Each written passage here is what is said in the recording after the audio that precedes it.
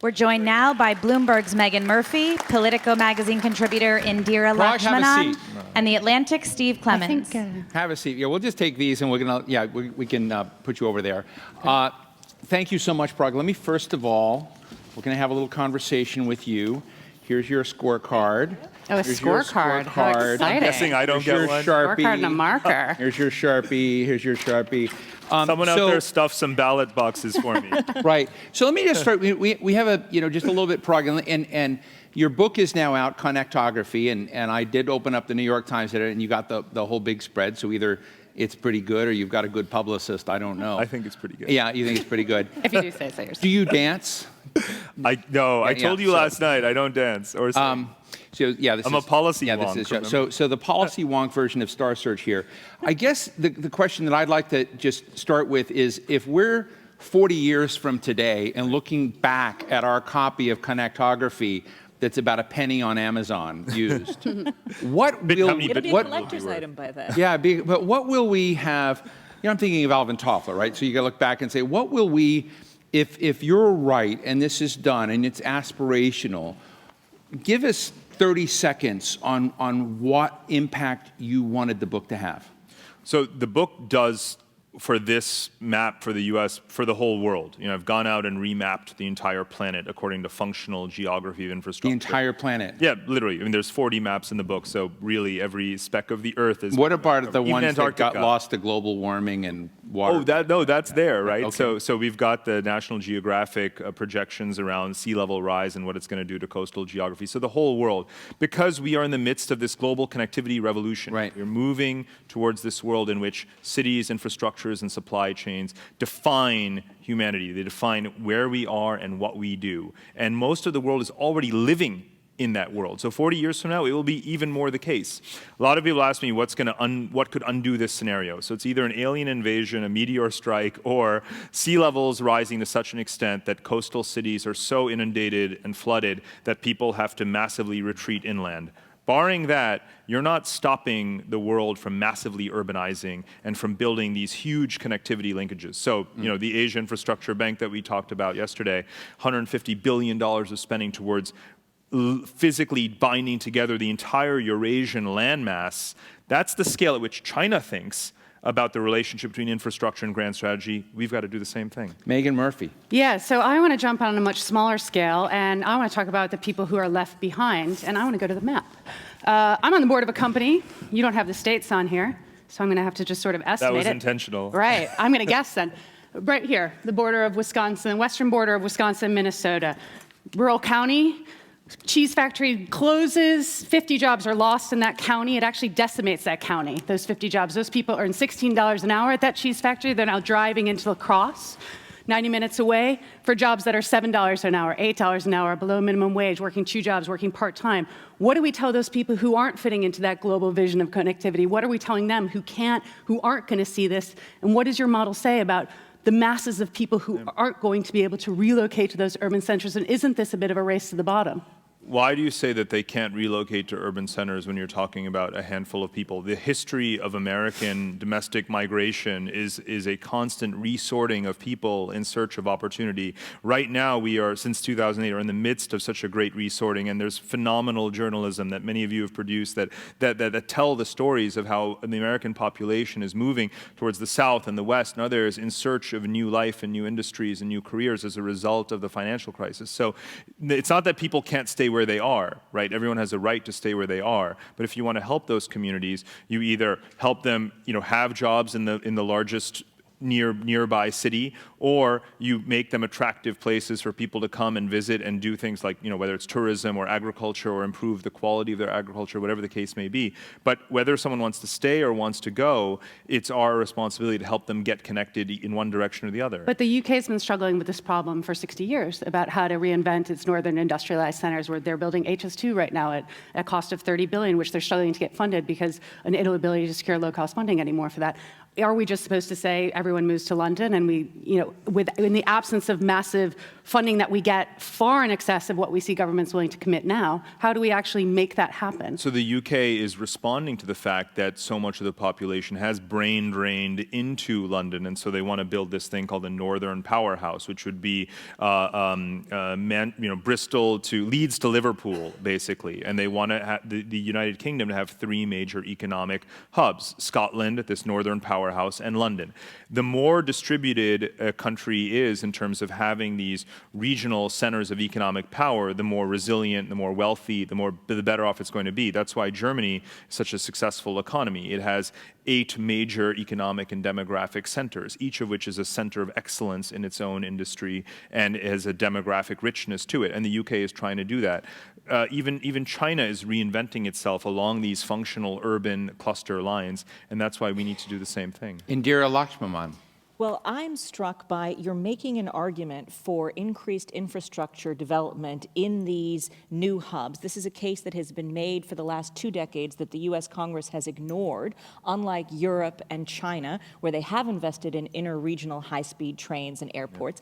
But the thing that strikes me about all this, I mean, it's great to think about investing in and connectivity with things like the megalopolis. If we think of the Boston-Washington corridor as the megalopolis, if you separate out the GDP of just the Boswash corridor as a separate country, it would be the 6th greatest GDP after Germany. That's pretty incredible. Right. I think the idea of investing in all of these hubs is great, but I agree with Megan that rural areas are going to revolt. You have to figure out a way to not this be just hubs, but a hub and spokes method.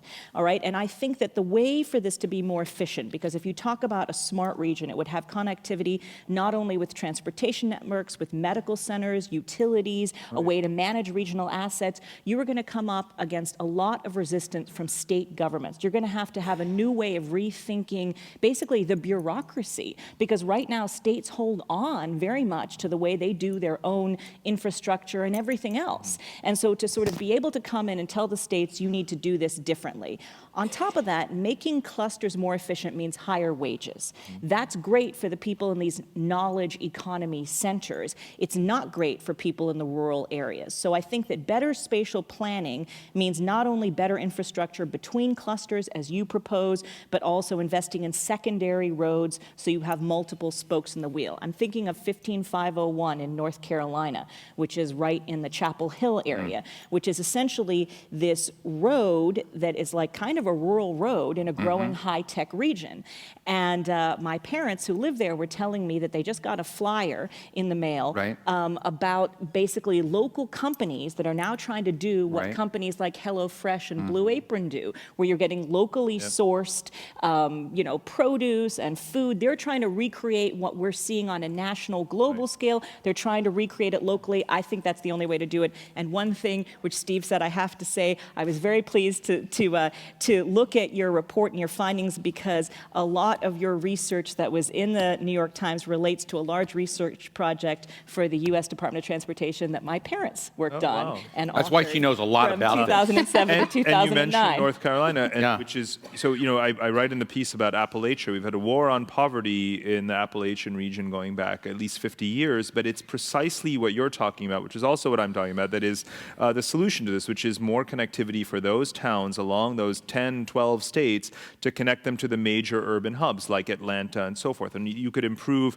everything from food production and vineyards and ecotourism. All of these things could start to improve the local economies of the Appalachian region if they had better connectivity. So this is not an either-or scenario where either everyone in America lives in a big city or you're left behind. It's about connecting between them. I think we're saying absolutely the same thing, and that's verbatim what's in the article. But no one opposes infrastructure development. No one opposes improving connectivity. No one opposes having higher speed broadband or improving the services or high speed rail. The problem is voters have consistently shown a lack of imperative to vote for candidates who will support that, who will push that through. When you get to the ballot box, it actually disappears into a secondary issue, which is why we've seen a lightning round, short answer, Parag. If you want to win an election in other democracies like Indonesia or the Philippines or other places where they see the major infrastructure deficits, all you have to say is, I'm the candidate for infrastructure. And in this country, you say, I want to spend on these things, and you're not going to get elected? What does that tell you about our degree of ambition? Those countries are way poorer than us, obviously, but they realize how important it is for them to climb the value chain. Anybody from Seattle here? God, there's no one. I keep asking this, and no one ever puts their hand up. Anybody visited Seattle? Okay, there we go. I was just out. They've just completed the longest floating bridge in the world. The Guinness Book of World Records guy was out there certified that it replaced the previous longest floating bridge in the world between essentially Bellevue and Seattle. And it was essentially a 15-year project, $8 billion floating bridge. Celebrated infrastructure, supposedly the third biggest project of that kind in the United States. And I was thinking about you, and it kind of fit your connectography notion. But I think to Megan's point, you saw the lines on people's faces. You saw the governors saying, isn't this a great day? You saw multiple mayors of Seattle that had helped put this through. You saw the president of Microsoft basically, praising God that this finally came about. And so I guess, just like we used to debate about Wilsonian idealism, are you painting this utopian picture of when things are, that we're just going to be dumb? And I like how you started, actually, that we can be dumb and not fix things and just make mistakes and get it wrong. But isn't getting it wrong much more what we do lately than getting it right? Well, I think that goes without saying. And yet we have 200 years of history that proves the catalytic impact of infrastructure investment. Since the Industrial Revolution, we know, I've actually traced this in the book, the very origin of the word infrastructure and exactly what the spending patterns have been since the 19th century, and just how much national economies, regional economies, and the global economy have benefited from having better infrastructural connectivity. Most of world trade is not between the US and Canada or countries that share a border. Right? So even between neighbors, you need this kind of infrastructure to enhance your economic growth. But we need it on a worldwide scale. Good. He heard rap in his ear. Let me get a quick question or comment from the audience. Yes, right here. You've got to get the microphone. Right over here. Yeah.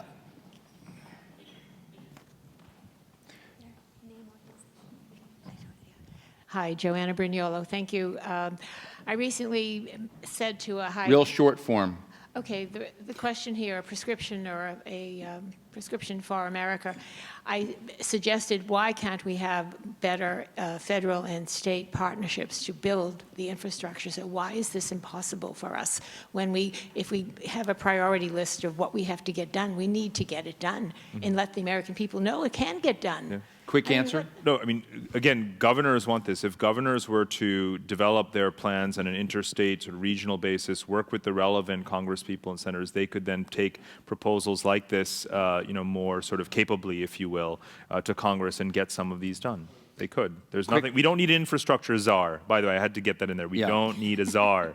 Megan, quick answer? I mean, I think that, again, the political will just isn't there, and I think the private sector, I think we're much more likely to get private sector support and private sector to get some of these projects funded at least immediately, or else the tail is so long. Even with, you can see this example globally in market after market. By the way, other countries will twist the arms of the private sector a little bit more to get them to put up the capital for these things. If you think about the banks and the industrial conglomerates, to sort of take that capital that's the whatever X trillion dollars held offshore and say, here's a good use for it. And maybe we need to have that conversation as well. Indira? Yeah, I was going to say that one thing, you don't think of Donald Trump and Barack Obama having too much in common, but one thing they do have in common is that both of them have talked about wanting to focus on the U.S. Of course, President Obama has not been able to focus on the U.S. For 8 years. He's had so many foreign policy problems. But the notion was invest in infrastructure. I was just at Donald Trump's foreign policy speech today, and he was talking about America first, invest in infrastructure. I think one of the things not the wall, but invest in real. Yeah, right. Just checking. I think, we're not paying for that anyway. Maybe we can get Mexico to pay for the infrastructure. But seriously, the point is real fast. That poorer countries like India has proposed in investing in 100 smart cities where they're going to get greater fuel efficiency, they're going to incorporate e-traffic management systems, they're going to have these smart cities. poorer countries than us are willing to invest in these things that we have not been willing to put the money behind it, that we need for these kinds of connected systems. And again, I would emphasize connecting rural areas to not just Parag, we've got 40 seconds, and I'm going to give you the last word here in a moment, and then we're going to give you our grades, and we'll see whether the audience is with us or not. Yanis Varoufakis is here. I have been reading everything he's written. He's a good friend of mine, of Jamie Galbraith, down at UT, University of Texas. And in reading his stuff, the one thing I have a question is, kind of gets to Megan's point, is where's the human spirit, the human soul? As you talk about efficiencies, you know, maybe people in Bartlesville, Oklahoma, where I'm from, may just want to opt out of this kind of ever-efficient megalopolis. And I'm just interested, as we think more and more about systems coming on and this whiz-bang stuff, that it's almost dehumanizing in a way. And I'm just anticipating my friend over here, and maybe you can tell me where I'm wrong, but do you think about human beings very much?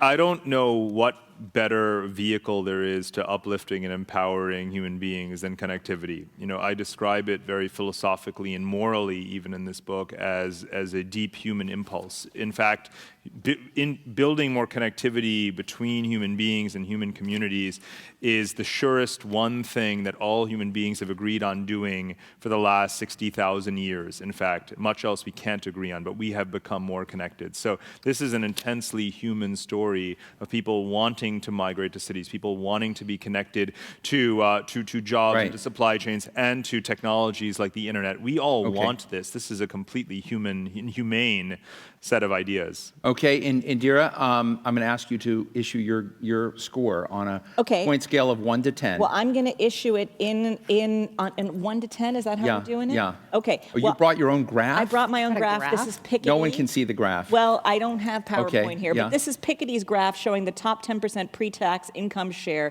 in the United States, and you see how it is, you know, risen up there to 50%, and how income inequality is. So my grade is going to be based on excellent idea, but you have to figure out a way to mitigate the negative distributional impacts that this is going to have on rural areas and areas that are not part of 8+, not bad. Megan? All right. Well, I didn't bring a graph. Okay. But I'm sorry. I mean, maybe I'm too hard. I'm going to read the book. My issue is this. I agree. So what is your number? My number's a 7. I agree with the spoken hub. Look, I believe in our rural areas of this country. I believe it's this most underdeveloped resource. I believe they can come back. I believe if we put the resources available for those people, they're some of our hardest working. They're some of our most ambitious. I do not want to leave that generation behind, or those people behind. More needs to be done to improve our rural areas as well. So I give you a 9 for the book and ideas and a 10 for your tie. So with all that, let me thank Parag Khanna, Megan Murphy, Indira Lakshmanan. Thank you very much for joining us. Thank you. Great Star Search team.